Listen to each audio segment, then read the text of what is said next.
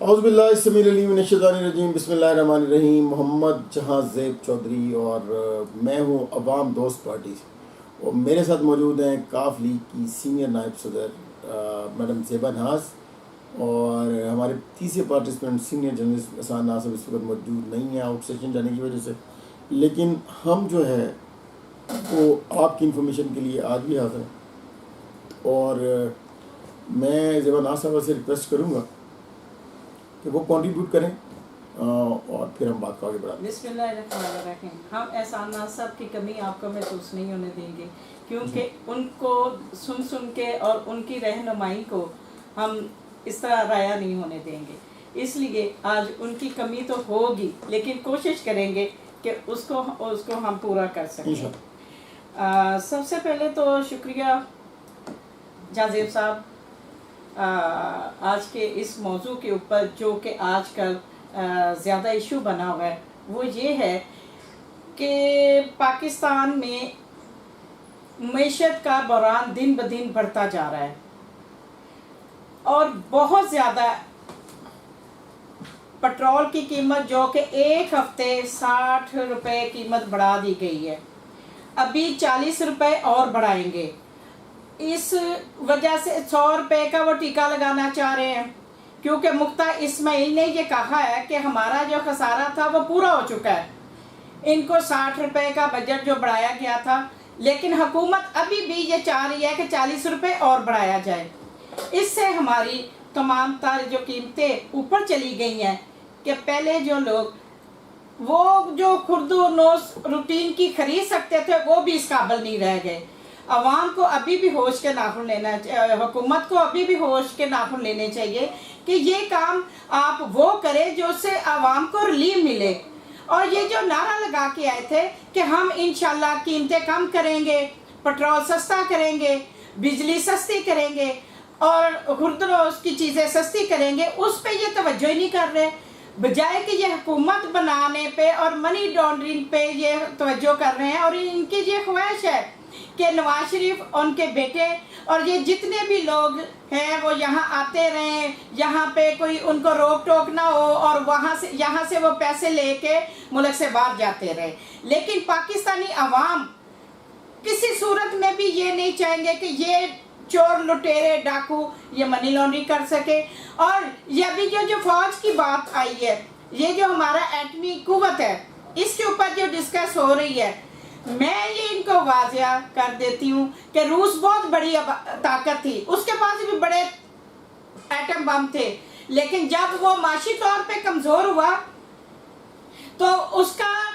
کئی صوبوں میں تبدیل ہو کے رہ گیا۔ جس طرح کہ پاکستان کی قوم نے اگر مستقبل ایک ڈسپلن کا ثبوت نہ دیا یا ایک جگہ پہ اکٹھے نہ ہوئے، تو یہ حکومت کے جو ستون ہیں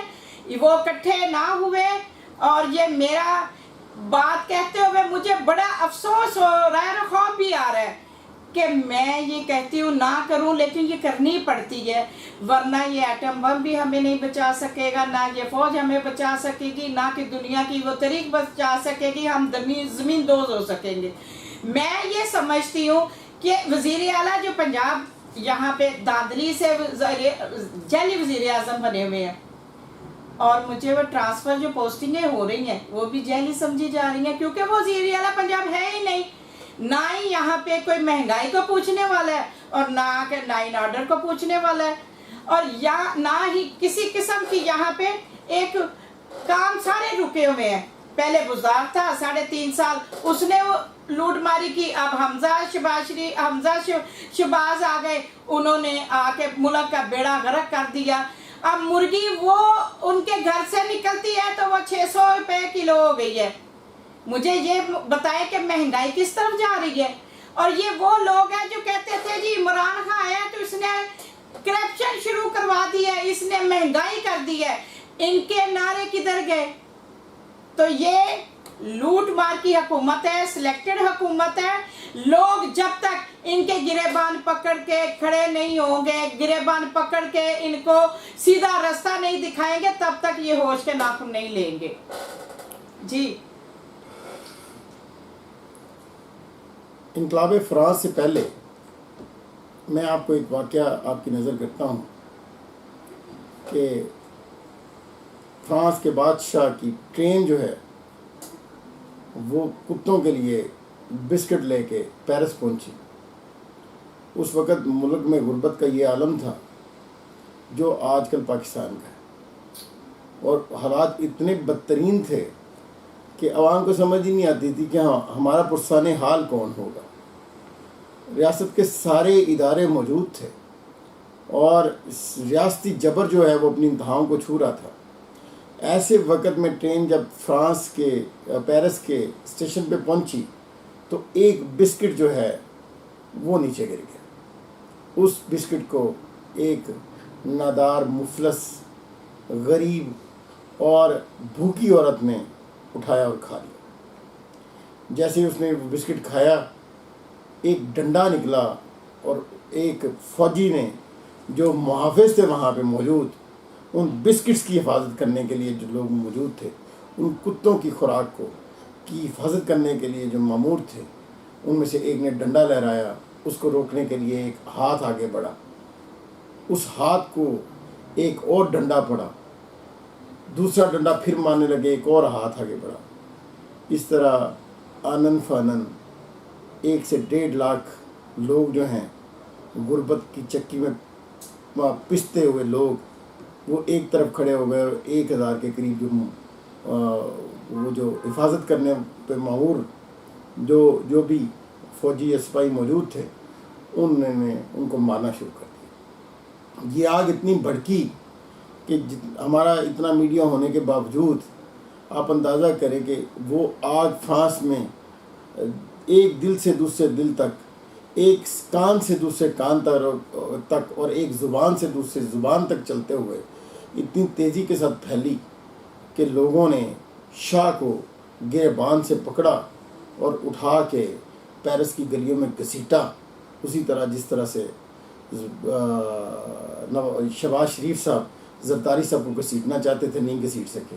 اس طرح سے عوام نے گھسیٹا. اور یقین کریں کہ آج پاکستان کے حالات ایسے ہی ہیں. اگر میری آواز آپ تک پہنچ گئی اور آپ کو محسوس ہوئی تو یقیناً آپ جو ہے وہ بالکل کوشش کریں گے کہ یقیناً یہ نظام بدلے، اور ہم گھسیٹ تو نہ سکیں لیکن ایک نظام ایسا بنا لیں جس میں ہم ان لوچ لفنگ لٹیروں کو سزاؤں کے کٹہروں میں کھڑا کر کے ان کو کم از کم سزا دے سکیں. پاکستان کی جو بقا ہے اور پاکستان کی جو سلامتی ہے وہ نظام کی تبدیلی میں ہے. اب یقین کریں شہباز شریف صاحب جیسے ہی امپورٹڈ گورنمنٹ بنا کے اقتدار میں آئے، اس وقت پاکستان کی ریزرو 23 ارب ڈالر تھے، جو انہوں نے 6.5 سے 7.5 ارب ڈالر جو ہے وہ ایک ہفتے کے اندر اڑا دیے، اور آج جو ہے وہ پرسان حال ہی کوئی نہیں ہے. آپ بلیو کریں گے کہ آج پاکستان بدترین معاشی جو ہے نا وہ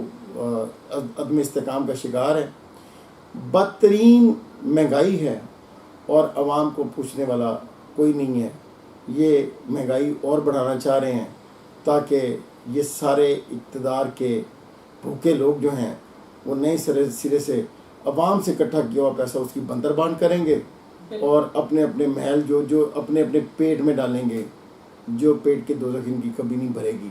وہ اسی طرح سے چلتی رہے گی، اسی طرح سے بھرنے کی کوشش کرتے رہیں گے. حوث کے یہ پجاری اپنے حوث کے غلام ہیں. ان غلاموں کو ان کی غلامی سے، اور اس پاکستان میں جو فزیکلی غلام ہیں، جو فکری غلام ہیں، ان غلاموں کو اس فکری غلامی سے نکالنے کے لیے ہم سب کو مل کے آگے بڑھنا ہوگا. جزاک اللہ خیر. السلام علیکم.